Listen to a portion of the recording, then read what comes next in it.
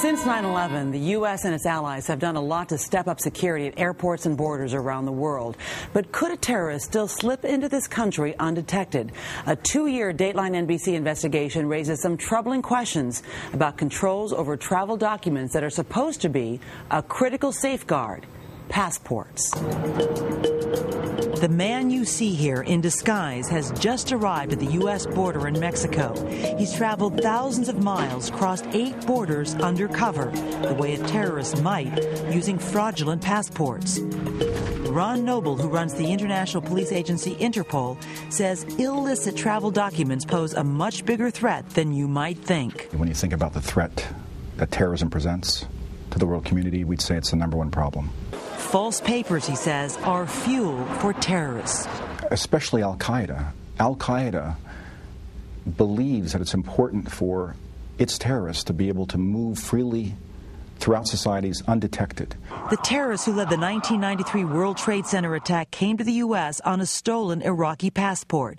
Several 9/11 hijackers had doctored papers. So did bombers in Madrid in 2004 and in London in 2005, says Noble. But how easy would it be for a terrorist to obtain a fraudulent passport? Just go to a city like Lima, Peru, counterterrorism experts say.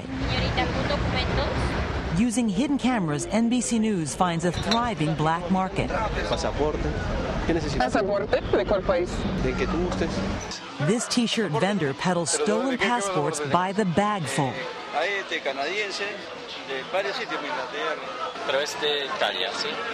This British passport cost $100 on the black market. It was stolen from Alison Shelley, who was visiting Lima. I stood in a cafe in Lima with no passport and no money at all, and I just felt really lost. To use Alison's stolen passport, experts say, a traveler would have to look like her or replace her photo, and that's risky. Forgers in Peru doctored this Swedish passport for $500, but the new page is obvious.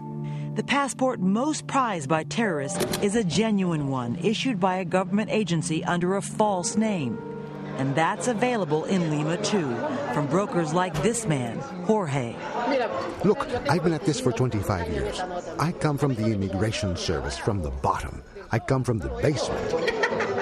Jorge's customer, we'll call him Mario, is really an undercover investigator working with NBC News. You'll be taken care of. I'll have to talk to my friend. I'll give him some cash and tell him to take good care of you. The broker, Jorge, tells Mario he has government insiders on the take and brings one to meet Mario at a cafe. The man has Mario sign some forms, details to be entered into government computers to make Mario's new identity official. 4 days later, I had my national ID. I think the corruption that exists in that office is obvious. Getting a passport is now a mere formality, Jorge says. He tells Mario to bring a final cash payment to a plaza in the heart of Lima. The exchange made out in the open.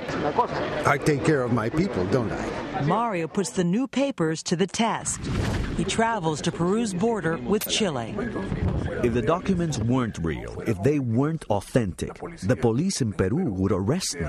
His new identity apparently shows up in the system, and his passport is stamped as he exits Peru. And stamped again as he enters Chile. Once validated, a passport like that can be used to travel worldwide, which is why Interpol's Ron Noble is so concerned. People should be very troubled by how a gaping hole that existed before the September 11th terrorist attacks, before the Madrid attacks, the London attacks, that the gaping hole is still gaping. And to give you an idea of the extent of this problem, the Department of Homeland Security says it has seized more than 30,000 fraudulent travel documents at U.S. borders just last year. And you can see the full report on Dateline tonight at 9, 8 Central Time here on NBC.